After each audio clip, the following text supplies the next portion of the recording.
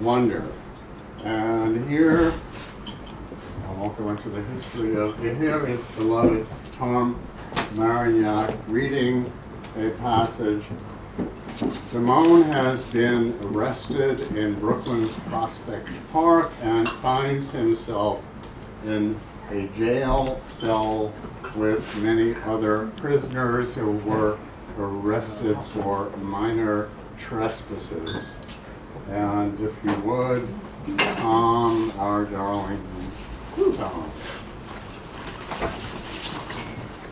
I sat down in the corner. I longed to masturbate, as one might imagine considering the unpleasant circumstances, but people kept passing outside the bars. I was forced to discreetly use my elbow to stimulate my loins by pretending to massage my inner knee, as if I had injured it during an athletic competition, for example. During a running race, one might accept to garner such an injury, particularly if their training regimen had been overly rigorous. I assumed a severe expression and stated loudly to each of my cellmates, "My knee hurts." I shouted as if it were an oath or a threat while looking at each of them directly in the eyes. I continued the false knee rubbing until the hardness of my elbow found a rival in the hardness of my member.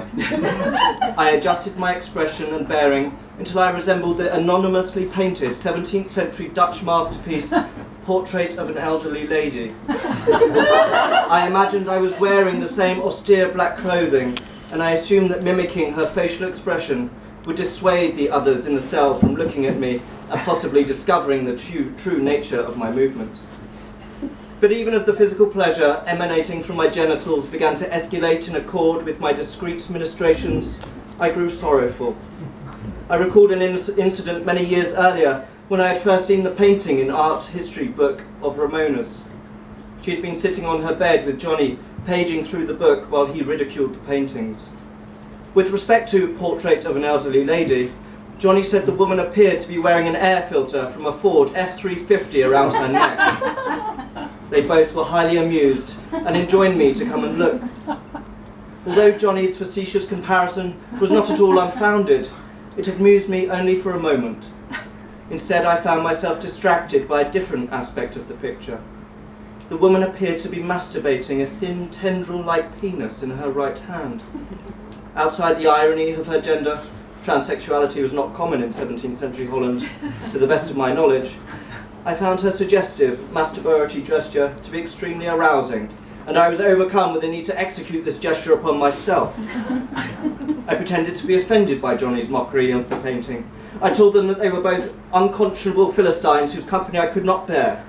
I bade swift retreat to my quarters, where I viciously manipulated my genitalia with my right hand, while I pretended my left was resting on a cane or armrest in the exact manner of the portrait, which, if I correctly recall, was thought to have been painted around 1630. Recollecting the unhappiness and gentle absurdities that had once characterized our family house, it was difficult not to slip into a maudlin mood, despite being near orgasm on the floor of the jail cell.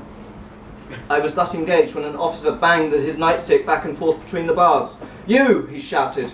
"You on the floor jerking off. Get up, you made bail." "Can